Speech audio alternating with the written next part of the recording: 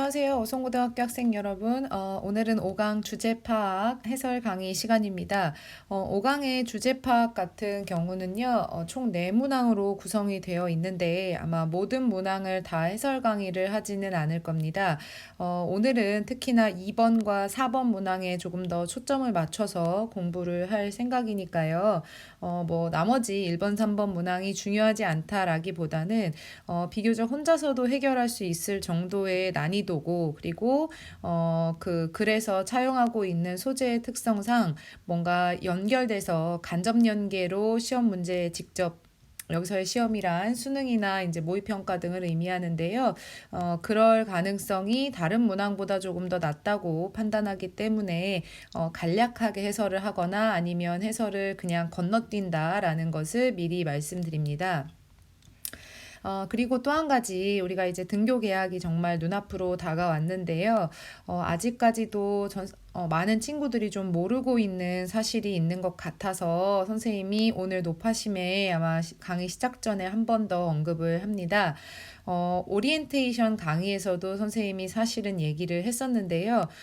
우리가 수능에서 필요한, 수능 영어 공부를 위해서 필요한 연계 교재는 총 4권입니다. 그 4권 중에서 한 권은 영어 듣기에 해당이 되는 것이고, 여러분들이 그 듣기 같은 경우는 사실상 그 연계율이 가장 높은 부분이기 때문에 매일매일 꾸준히 듣기를 좀 해 주셨으면 좋겠습니다. 대부분의 학교에서, 우리 학교는 이제 그게 예외기는 하지만 대부분의 학교에서 점심시간을 활용해서 사실은 이 EBS 영어 듣기를 학교에서 전체적으로 운영하고 있는 학교들이 좀 덜어 있습니다. 물론 그 방법이 무조건 옳다라고 얘기할 수는 없겠지만 최소한 여러분들도 하루에 20분 정도는 그 영어 듣기를 위해서 할애하는 시간이 있어야 한다라는 거를 얘기하고 싶었고요. 그 다음에 이제 나머지 3권이 여러분들이 흔히 얘기하는 독해 문제를 풀 때 필요한 연계 교재인데요. 먼저 지금 우리가 공부하고 있는 수능 특강 영어가 있고, 그 다음에 수능 특강 중에서 영어 독해 연습이라고 하는 교재가 있을 겁니다. 사실상 영어 독해 연습이 훨씬 더 난이도가 높고, 그 다음에 수능에서의 직접 연계율이 더 높은 그런 문제들이 많이 출제가 되는 부분입니다. 아직도 이 교재를 연계교재라고 인지를 못한 친구들이 있는 것 같습니다. 그런데 난이도가 훨씬 더 높은 만큼 많은 시간 투자를 필요로 하는 그런 이제 교재이기 때문에 어서 지금부터라도 시작을 하셔야 할 것 같고요. 아마 선생님 수업 시간에도 가능하다면 이 수능 특강 영어를 좀 빠르게 끝내고 영어 독해 연습을 수능 완성이라고 하는 마지막 3번째 그 독해 연계교재가 나오기 직전까지는 좀 집중해서 보려고 합니다. 자, 그 사실을 미리 좀 염두에 두시면 좋을 것 같아서 오늘 좀 길지만 서두에 이야기를 해보았습니다. 자, 그럼 본격적으로 5강 주제 파악을 한번 보도록 할게요. 이 주제 파악 유형은 이제 푸는 요령이 뭐 앞에 있는 요지나 제목이나 이런 걸 푸는 것과 크게 다르지는 않습니다. 하지만 조금 더 우리가 뭐라고 해야 될까요? 접근 방법을 좀 효율적으로 한번 알아보는 것도 도움이 될 것 같아서 여러분들 교재 29쪽을 한번 보도록 하겠습니다. 29쪽에 보면은 주제 파악 단원 유형 문항의 접근 방법이 먼저 나와 있는데요. 그래서 반복적으로 제시된 핵심 개념을 파악한다. 예를 들어서 어떤 이 글에서 반복하고 있는 개념이 우리가 앞으로 보게 될 1번 그 엑서사이즈 1번에서 나오는 것처럼 뭔가 피아노라고 하는 악기를 두는 위치에 관한 거다라는 그 개념을 여러분들이 아마 글 속에서 반복되고 있는 걸 찾았을 겁니다. 그러면 그 반복되는 개념에 대해서 이 필자가 어떤 생각을 가지고 있는지, 즉 피아노를 배치하는 그런 방식에 대한 필자의 생각이나 아니면 이 사람이 제안하는 의견은 무엇인지 이런 것들을 좀 파악해 주면 제목이나 주제를 찾는 데 있어서 굉장히 도움이 많이 될 거다라고 이렇게 전략을 설명해 주고 있습니다. 우리도 그래서 이 핵심 개념과 핵심 개념에 대한 글쓴이의 생각을 파악하는 것을 이제 가장 줄을 두고 공부해 보도록 하겠습니다. 자, 그러면 교재 30쪽의 exercise 1, 2번 보도록 하겠습니다. 1번은요, 선생님이 별도의 강의를 하지 않겠습니다. 굉장히 쉽고요. 그리고 연계돼서 변형될 가능성 낮기 때문에 요 1번 문항은 해설을 하지 않고 넘어가도록 하겠습니다. 각자 한번 풀어보시고요. 자, 2번을 가도록 하겠습니다. 소재가 다소 신선한 글이다라고 볼 수 있는데요. 여기서 소재가 좀 신선하다라는 것은 우리가 기존에 가지고 있던 어떤 상식적인 것이나 아니면 통념을 조금 뒤집는 그런 어떤 내용을 제시하는 글들을 평가원에서 조금 선호하는 편인데 이 글도 그런 이제 글이다라고 볼 수 있어서 선생님이 좀 소재가 볼만하다라고 얘기한 겁니다. 자, 그러면 먼저 한번 주제 보도록 하겠습니다. 기존의 요지나 주장 파악과는 다르게 선택지가 영어로 되어 있기 때문에 선택지를 먼저 보는 것이 그렇게 빠르게 문제를 푸는데 도움을 주지 않습니다. 따라서 글의 처음부터 그냥 읽어 나가시면 되겠습니다. 다만 반복되는 표현이 무엇인지에 조금 더 우리가 초점을 둬서 한번 가보도록 할게요. 그게 이 글의 핵심 개념일 테니까요. 자, 첫 번째 문장입니다. Power considered by some theorists to be the entrance requirement for anger is not necessary for sadness. 자, 중간 삽입구가 좀 길어서 그렇지 사실은 주어 동사가 명료하게 보이는 문장이죠. 자, 힘이라고 하는 것. 자, 그런데 그 힘이란 어떤 것이냐면 여겨지는 겁니다. 자, 그런데 어떤 것으로 여겨지느냐? 일부 이론가들에 의해서 뭔가 anger, 화 또는 분노라고 하는 것의 entrance requirement, 어떤 진입 요건이다라고 몇몇 그 이론가들에 의해서 considered to be, 여겨지는 이 힘이라고 하는 것은 not necessary for sadness, 슬픔이라고 하는 것에서 반드시 필요한 것은 아닙니다라고 얘기를 했어요. 자, 좀 더 무슨 얘기를 해야 되는지 봐야 될 것 같아요. 자, anger is an approach emotion, while sadness is a retreat emotion. 자, 이 분노라고 하는, 화라고 하는 것은 일종의 접근 감정인 반면에 슬픔이라고 하는 것은 후퇴의 감정입니다. 여기서 retreat은 우리가 후퇴라고 알고 있는 단어죠. 자, 그러면 뭔가 이 글은 이 화라고 하는 단어가 조금 많이 보이는 것 같아요. 아직 두 문장 정도만 봤지만. 자, thinking of a person as sad까지를 주어로 보는 거죠. 어떤 한 사람을 think of A as B니까요. 어떤 사람을 슬프다라고 생각하는 것은 makes us see them. 우리로 하여금 그들을 보도록 만듭니다. 자, 그런데 우리가 그들을 어떤 존재로 보게 만드냐면 weaker and more submissive. 좀 더 나약하고 그리고 좀 더 submissive. 순종적이고 고분고분한 사람으로 보게끔 만듭니다. 그러니까 이거는 슬프다, 저 사람은 좀 sadness가 가득한 사람이야 라고 생각을 하면 그 사람이 좀 더 나약하고 순종적이게 보인다라는 거죠. 자, 그런데 우리가 아까 봤었던 이 분노라는 단어가 또 보이면서요. 아무래도 비교의 대상이 분노와 슬픔인 것 같다라는 생각이 들어요. 자, 그럼 반복되는 개념을 우리는 분노라고 하는 화라고 하는 anger와 그 다음에 슬픔이라고 하는 sadness를 이 글에서는 좀 비교 구도로 가져가고 있구나라는 걸 알 수 있을 겁니다. 자, 그런데 이 sadness, 이 anger, 참 분노, 화라고 하는 것은 슬픔이라는 것과는 다르게 is associated with 뭔가 관계가 되어 있습니다. 관련이 있습니다.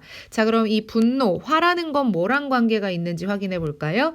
Controlling one's circumstances such as competition, independence, and leadership. 자, 그런데 이 분노나 화라고 하는 것은 누군가의 circumstances, 환경이나 상황이라고 하는 것을 통제하는 것과 관련이 있는데 그 상황이라 함은 예를 들어 뭐와 같은 것입니까?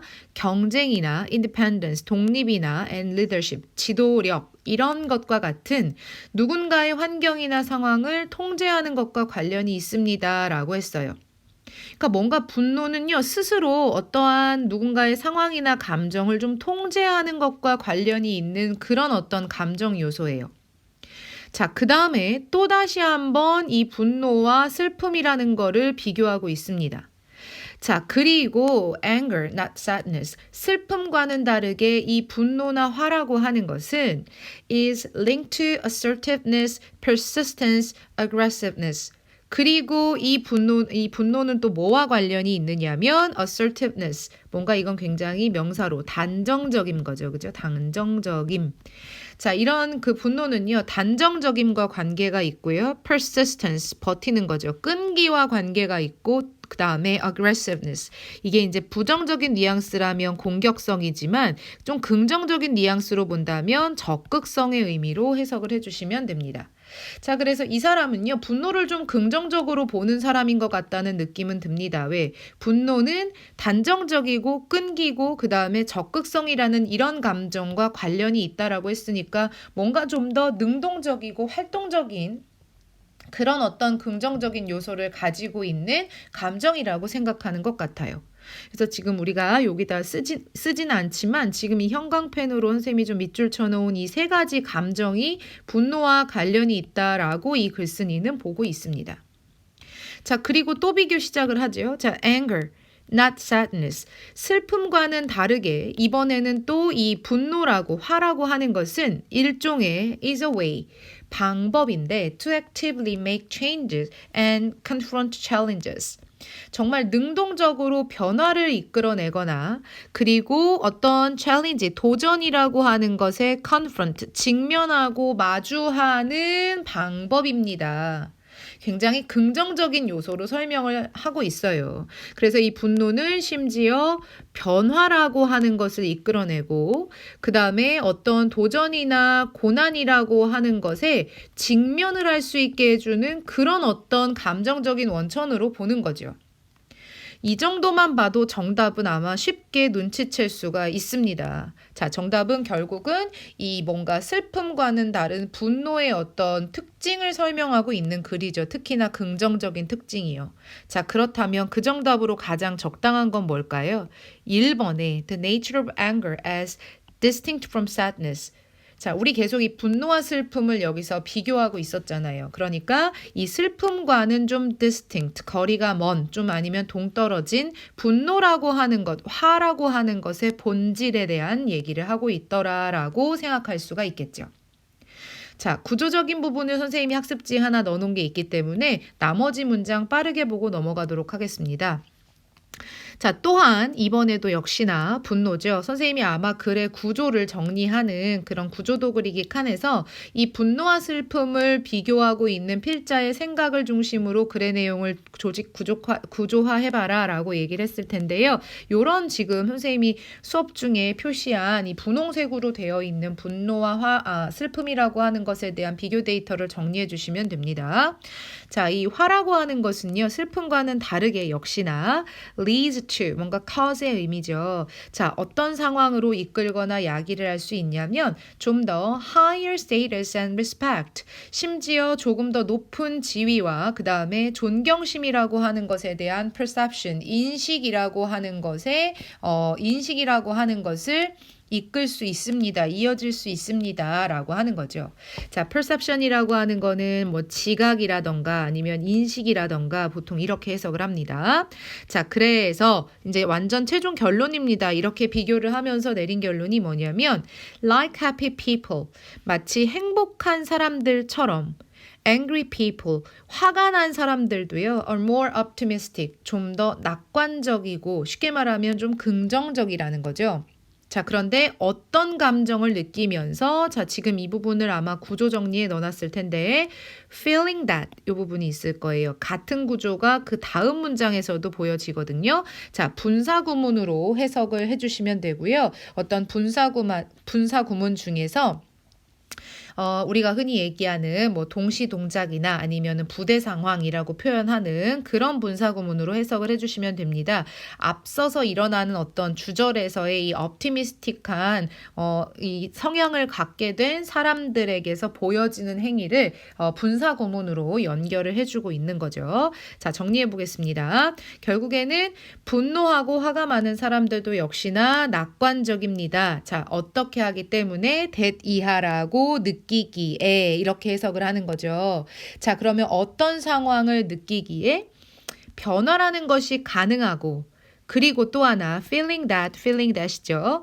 그들이 결과에 영향을 줄 수도 있다라고 느끼기에 또는 느끼면서 좀 더 이 사람들이 낙관적인 모습을 보여주기도 합니다라는 거죠. 자, 반면에 sad and fear for people 대조군이죠. 이 슬프고 두려움이 많은 사람들은요. tend toward pessimism. 아까 이 optimism과 반이어 관계고요. 좀 더 비관적인 비관주의의 이런 뜻이어서 이 사람들은 좀 더 비관주의에 다가서게 되는 경향이 있습니다. 뭐라고 느끼기에 역시나 분사구문이죠. feeling powerless to make change. 어떤 변화를 유도하는데 무기력하다라고 느끼기에 또는 느끼면서 비관주의 쪽으로 가는 경향이 있습니다. 라고 얘기했어요. 그래서 이 글은요. 사실은 슬픔보다는 분노라는 것에 대해서 글쓴이의 좀 더 특징적인 생각이 드러나는 글인데요. 보통은 이 분노라고 하는 거는 행복함이나 뭐 이런 어떤 긍정적인 느낌과는 다르게 부정적으로 인식되는 감정이잖아요. 그런데 이 부정적으로 인식되는 분노, anger, 화라고 하는 감정을 좀 더 그 감정의 긍정적인 기능을 또 다른 부정적 감정인 슬픔과의 차이점을 통해서 설명하고 있는 글입니다. 그렇기 때문에 선생님이 서두에 얘기했었던 우리가 기존에 알고 있던 통념을 좀 뒤집는 소재의 글이다라고 얘기한 것이 바로 이런 맥락에서다라고 이해해 주시면 됩니다. 그래서 뭐 구조적으로 굉장히 특별할 건 없었고요. 다만 비교가 되고 있는 분노와 슬픔에 대한 내용 정리해 주시면 될 것 같고요. 문장 문법상으로는 마지막에 그 분사구문에서 어떤 부대 상황을 그러니까 수반에서 일어나고 있는 상황을 묘사하고 있는 분사구문이 같은 구조가 두 번 반복된다는 점이 조금 특징적이었던 것 같습니다. 그런 걸 중심으로 공부하시면 될 것 같습니다. 자, 요 정도로 2번 보고 넘어가도록 하겠습니다. 자, 그 다음 3번은요. 3번도 역시나 어려운 글은 아니어서요. 선생님이 요 3번은요. 사실은 학습지도 넣어놓지 않았을 겁니다. 다만 반복되고 있는 표현만을 선생님이 지금 이 해설 인강에서 좀 체크를 하고요. 그 반복되는 표현 개념에 대한 필자의 생각을 드러내주는 문장만 보고 바로 4번으로 넘어가도록 하겠습니다. 아마 미리 문제를 풀어본 친구라면 이미 간파를 했을 수도 있는데요. 이 글은 뭔가 행복이라는 것에 대한 얘기를 하고 있습니다. 해피니스란 단어 굉장히 눈에 많이 보이거든요. 그런데 첫 번째 문장부터 굉장히 애석하게도 우리가 왜곡을 하고 있다. 자, 이 행복이 주는 교훈에 대한 왜곡을 하고 있다라고 했으니까요. 선생님은 여기서 이 사람이 과연 이 행복이라고 하는 것을 우리가 어떻게 왜곡하고 있다고 얘기하는 걸까? 그게 좀 궁금했던 것 같아요. 자, 조금 더 밑에 밑줄을 쳐보면요. 그 왜곡에 대한 생각을 보여주는 문장이 여기 있습니다. 자, many of us believe that only a few of us experience true happiness. 자, 우리가 하고 있는 왜곡이 바로 구체화된 문장이고요. 자, 많은 사람들이 믿고 있는 내용이 오로지 소수의 사람들만이 진정한 행복을 경험할 수 있다라는 것. 이게 그런데 우리의 어떤 왜곡이라고 보는 거죠. 자, 그 다음에 또 이 문장과 맥을 같이 하는 문장이 그 다음에 또 나와 있어요. 대부분이 믿는 내용이 진정한 행복을 얻는다는 건 마치 복권에 당첨되는 것이고 오로지 우리 중에 일부만이 그 복권에 당첨될 만큼 충분히 럭키하다. 이게 역시나 우리가 가지고 있는 이 왜곡, 행복에 대한 어떤 굉장히 왜곡된 생각이라는 거죠. 쉽게 말하면 여기까지 했을 때 이 필자가 지금 생각한 왜곡은 행복이란 굉장히 누구에게 오는 것이 아닌 레어템이다. 쉽게 얘기해서 희귀한 것이다 라고 보는 것. 근데 이 사람은 이걸 좀 왜곡됐다고 보는 거죠. 그러나 이것을 주의할 건 뭐냐면 이것은 필자의 생각은 아닙니다. 필자의 생각은 아니고요. 일반적인 사람들이 생각하는 통념이라고 보고 있는 거죠. 필자의 생각이 아닌 통념이다. 자, 그리고 나서 뒤에도 조금 더 우리가 한번 살펴보면 뭐 뒤에 문장을 다 보셔도 좋겠지만 시간상 우리가 간략히 한번 본다면 우리가 그럼 도대체 왜 이런 생각을 가지고 있는 걸까? 필자는 바로 이러한 이유에서 우리가 이런 행복이 희귀한 거라는 왜곡된 어떤 생각이나 믿음을 가지고 있다 있다라고 본다는 거죠. 그 이유를 한번 보도록 하겠습니다. 그 이유는 바로 왜 그렇대요? This is because 바로 이 이유는 we have bought in a belief system. 우리가 어떤 신념이나 믿음의 체계를 가지고 있기 때문인데요. 관계절 정리해보면 그 신념이 어떤 신념이냐면 우리에게 가르침을 주는 신념입니다. 바로 가르침이 이게 포인트가 되는 거죠. 행복이란 굉장히 is as scarce as hand's teeth. 자, 마치 이 닭이라고 하는 애들의 이 이빨처럼 우리가 닭이라고 하는 동물에게서 치아를 보는 거 굉장히 힘든 일이잖아요. 그만큼이나 행복이라고 하는 것은 scarce하다, 굉장히 희박하다, 희귀하다라는 것을 가르쳐주는 빌리프 시스템 때문에 우리가 이런 생각을 갖게 됐다는 거죠. 자, 근데 왠지 뉘앙스상 그게 옳지 않다라고 보는 거겠죠. 하지만 그걸 강경하게 드러내지는 않고 있습니다. 자, 따라서 이 행복이 희귀한 거다라고 하는 이 반복적인 개념에 대한 필자의 생각을 엿볼 수 있는 글이다라고 한다면 결국에는 정답은 주제는 3번 사람들의 tendency, 경향, 어떤 경향? 믿고자 하는 경향인데요. 행복은 정말 rare한 거야. 진정한 행복은 드문 거야 라고 믿으려는 사람들의 경향이나 어떤 tendency 뭐 경향 말고 사실 다른 말은 별로 없을 것 같네요. 자, 요걸 설명하고자 하는 글이었다라고 보시면 되겠습니다. 자, 문장 구조 특별히 어려운 거 없고요. 여러분들이 이런 키워드 중심으로 3번은 보시고 넘어가면 됩니다. 자, 그러면 4번으로 오늘의 마지막 4번 문항으로 한번 넘겨보도록 하겠습니다. 4번은요. 역시 아까 봤던 2번과 마찬가지로요. 소재 측면에서 중요한데요. 이거는 뭔가 통념을 뒤집는 거라기보다는 조금 제가 보기에는 5강의 문제들 중에서 가장 좀 이해하기가 난이도가 높은 지문이 아닐까 싶어서요. 얘는 소재가 좋다라는 게 내용 난이도가 조금 높기 때문에 선생님이 좋다라고 표현하고 있습니다. 자, 이런 것들은 얼마든지 간접 연계, 직접 연계 가능하니까요. 한번 내용 살펴보도록 하겠습니다. 자, the causes and consequences of war may have more to do with pathology than with politics, more to do with irrational pleasures of pride and pain than with rational calculations of advantages and profit. 굉장히 길어요. 그런데 이 문장은 사실 길지만 중요한 이유가 뭔가 반복되는 병렬 구조가 있기 때문입니다. 자, 먼저 그거 한번 표시하고 가볼게요. 병렬 구조가 존재한다라는 것은요. 반복되는 동사의 표현을 피하기 위해서 일부의 전치사만 남겨놨기 때문에 학생들의 좀 해석을 좀 흐릿하게 만들 수 있다라는 거예요. 자, 여기서는 may have more to do with 요거 한번 밑줄 쳐보시고요. 뒤에 비교 대상 된 뒤에 with 그 다음에 또 more to do with 보이고 뒤에 또 with 보이고요. 그죠? 자, 요거 일단 먼저 체크하고 우리 한번 해석해 보도록 하겠습니다. 자, 전쟁이라고 하는 것의 원인과 결과는 아마도 have to do with이 뭐와 관련이 있다의 뜻이잖아요. be associated with 이것과 같은 의도인데 여기 more이 들어갔으니까 의미만 추가해 주시면 되죠. 자, 이 전쟁이라고 하는 것의 원인과 결과는요. 좀 더 많은 관계가 있습니다. 자, 좀 더 많다라는 건 비교의 대상이 존재한다는 거예요. 자, 정치보다는 pathology, 즉 사람의 행동의 어떤 병적인 측면과 좀 더 관계가 있습니다. 그러니까 우리는 전쟁이라는 게 꼭 어떤 나라와 나라 간의 정치적인 문제, 경제적인 문제와 관련이 있다고 생각을 하지만 사실은 그것보다는 인간 행동에서 보여지는 어떤 병적인 측면과 좀 더 많은 관계가 있습니다. 자, 그리고 또 설명하죠. 그리고 more to the with 앞에는 may have가 생략됐다고 보시고요. 그리고 또 전쟁의 원인과 결과는 뭐랑 좀 더 관계가 있냐면 요것과 좀 더 많은 관계가 있다는 거예요. 뭐보다 이렇게 가는 거지. 그죠? 그럼 전쟁의 원인과 결과는 또 자존감과 고통의 비합리적인 압박감과 좀 더 관계가 있습니다. 뭐보다?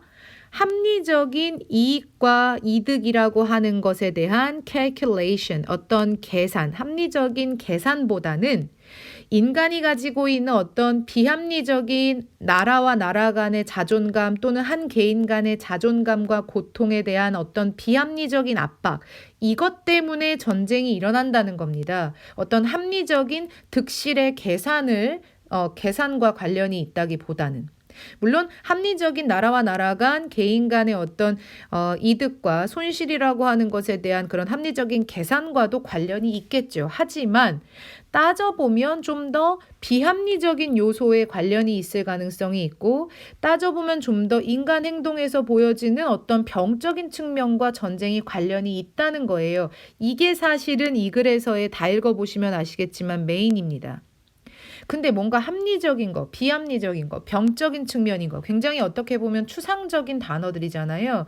그렇기 때문에 학생들이 이해하기가 어려워서 이 글은 사례를 분명히 제시할 겁니다. 자, 그 사례로 언급된 것이 바로 워싱턴 스토리라고 하는 거 나오죠. 자, 요거 정리해 보겠습니다.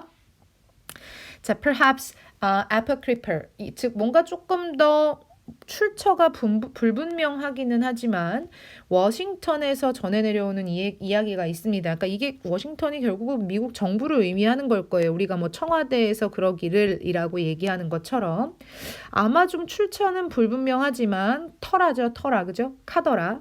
자, 어떤 워싱턴 스토리 미국 정부의 이야기가 있냐면 자, 요거 구조 정리는 좀 보셔야 할 거예요. 동격의 대절입니다. 워싱턴 스토리에 대한 1번 동격의 대절 볼까요? 자, The military intellectuals in Pentagon까지를 이 동격의 대절의 주어로 본다면 이 군 내의 지식인들인데요. 펜타곤은 우리 미국의 국방성을 의미하잖아요. 그죠? 자, 이 펜타곤 모양처럼 생겼다라고 하는 것에서 이제 펜타곤이 국방성을 칭하는 단어가 됐습니다.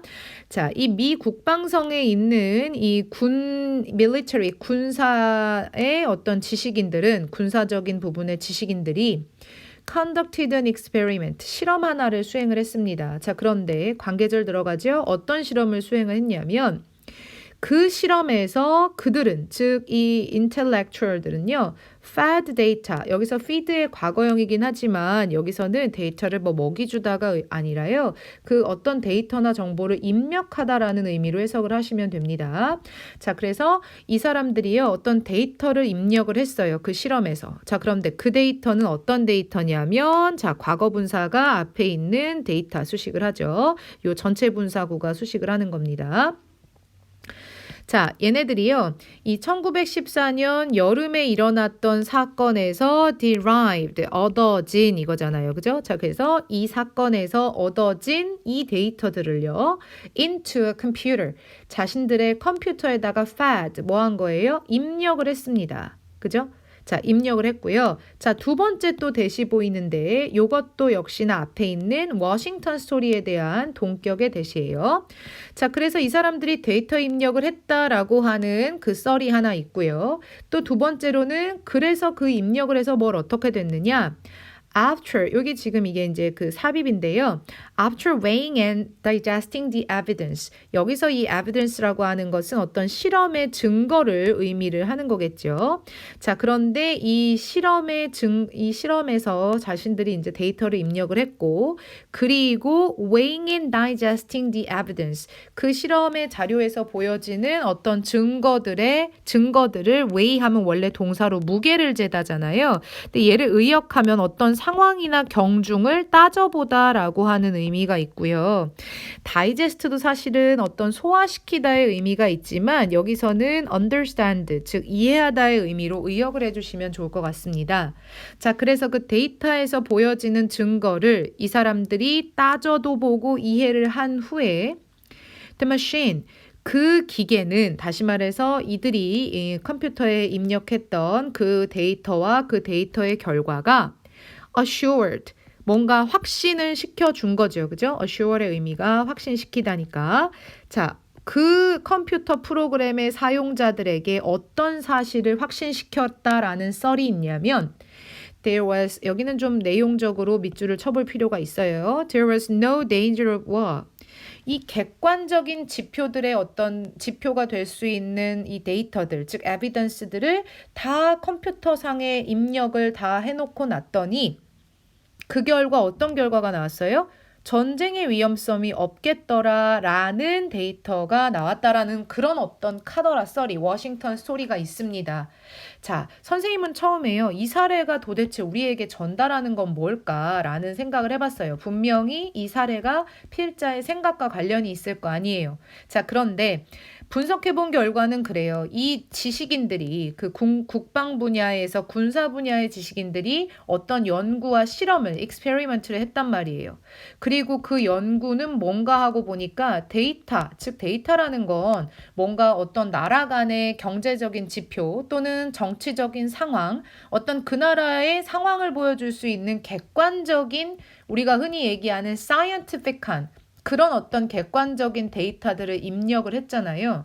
그런데 이 객관적인 데이터를 입력한 결과가 그러면 지금 정치적 경제적 상황이 이러니 전쟁이 일어날 것 같습니다라고 예측을 할 수 있었어야 되는데 이 데이터를 분석한 결과는 뭐였냐면 전쟁의 위험이 없다라는 거예요. 그러니까 이 사람이 본 건 뭐냐면 이 데이터만으로는 전쟁이 일어날 수 있는 모든 꺼리나 요소를 파악할 수는 없는 거구나 라는 주장을 보여주기 위해서 지금 이 워싱턴 스토리의 사례를 들어준 거예요. 정말 전쟁의 위험이 그러면 제로냐? 이 데이터에서는 전쟁의 위험이 없다라고 했으니까 아니란 얘기를 하고 싶은 게 아닐까요? 자, 그래서 이 사례가 보여주는 최종적인 우리한테 보여주는 시사점이 무엇이냐 이걸 여러분들이 파악하는 게 주제를 고를 때 가장 중요한 거예요. 자, 그래서 그 다음 문장이 아마 그런 내용이 나올 죄송합니다. 그 다음 문장을 한번 보도록 할게요. What this proves. 자, 이러한 사실들이 우리에게 결국은 입증을 해주는 것은 뭐냐면 if vanishing은 껴들어간 거니까 빼버리면 입증해 주는 것은 바로 대디한데 Computers are more rational than man. 당연히 이 컴퓨터라고 하는 것이 인간보다는 좀 더 이성적이고 합리적이라는 사실을 입증을 해주고 있고요. It also suggests that 또 하나 또 시사해주고 입증해주는 것이 바로 뭐냐면 If there is a root cause of human conflict, 인간의 갈등의 어떤 본질적인 root cause니까요. 본질적인 원인이 되는 것이 있다면 그리고 또 하나 If there is a root cause of the power drive of nations, 국가 간의 어떤 힘이나 권력이라고 하는 것에 대한 drive, 어떤 공세나 진격을 의미하는데요. 이 국가 간의 어떤 펼쳐지는 힘이나 권력의 공세의 root cause예요. 그 뿌리가 되는 근원이 되는 원인이 있다라고 한다면 그 원인은 바로 어디에 있느냐? It lies, not A but B 구조 사용이 됐죠? 그 원인은요, A가 아니라 B가 있다는 거예요. 즉, 국가 간에 어떤 힘의 공세를 한다라는 게 전쟁의 전초전을 얘기하는 거잖아요. 그 원인은 뭐에서 오는 것이 아니라 not in hopes of economic development, historical forces, or the workings of the balance of the power. 어떤 힘의 균형, 그 다음에 무슨 역사적인 어떤 힘, 또는 경제적인 발달의 희망, 이런 데에서 갈등이나 전쟁의 어떤 권력의 총공세가 그 원인이 있는 것이 아니라 바로 그 원인은 it lies in the ordinary hopes and fears of the human mind. 바로 어디에 있다라는 거예요. 인간의 마음에 기본적인 어떤 흔하디 흔한 오디너리한 희망과 두려움이라고 하는 것에 바로 그 루트 커즈라고 하는 것이 있다라고 보는 거죠. 왜? 객관적인 데이터로 넣었을 때는 전쟁 위험성이 없었거든요. 그런데 전쟁이 일어났겠죠. 그러면 그 원인은 어디서 찾아야 되는 거예요? 경제 발달, 정치적인 상황, 역사적인 거 아무 관련 없다는 거. 오로지 인간의 마음에 존재하는 일상적인 희망과 두려움에서 전쟁의 원인을 찾을 수 있다라는 거죠. 그게 바로 어디에서 정리했던 내용과 똑같아요. 첫 문장에서 전쟁의 원인이다라고 하는 것은 결국에는 인간의 병적인 측면과 관련이 있고 비합리적인 어떤 압박감에서 비롯된 거더라. 첫 번째 문장에서 우리가 그 내용을 다 보지 않았습니까? 따라서 이 글의 정답은 주제로 가장 적절한 것을 골라본다면 정답은 몇 번일까요? 결국에는 인간 갈등, 전쟁도 인간의 갈등이 하나잖아요. 인간 갈등의 basic cause, root cause의 다른 표현일 뿐이에요. 어떤 근원이 되는 것을 찾아보면 결국은 뭐다? 인간의 비합리성에서 오더라 라는 겁니다. 이해 갔습니까? 이거는 어떤 데이터나 합리성으로 설명이 안 되는 부분인 거잖아요. 그죠? 설명이 안 됐는데 전쟁은 일어나고 있잖아요. 그죠? 자, 그래서 여러분들은 이 글의 내용을 정리를 하실 때요. 일단 첫 번째 문장이 주는 선생님이 지금 여기 이렇게 별표를 쳐놓은 이 문장은 결국 이 글에서 말하고자 하는 모든 것이다라고 생각을 하시면 되고요. 이 문장이 추상적인 의미를 조금 더 구체화시켜주기 위해서 워싱턴 스토리라는 사례를 들어줬구나라는 거. 자, 그리고 다시 한번 마지막에서 이 what this prove 이하가 다시 한번 이 첫 번째 문장의 내용을 구체적으로 재진술해주고 있다는 거, 요렇게 글의 내용을 정리해 보시면 좋을 것 같고요. 이 글은 소재가 조금 이해하기 어렵기 때문에 아마 변형 문제를 출제한다라고 한다면 빈칸 추론 문항으로 출제될 가능성이 높다라고 얘기할 수 있겠습니다. 따라서 여러분들이 이 글을 만약에 빈칸 추론 문항으로 바꾼다면 어떤 부분에서 빈칸을 제시할지를 고민해 보시는 게 좋을 것 같습니다. 그래서 오늘 이렇게 5강의 주제 파악 강의를 마쳤는데요.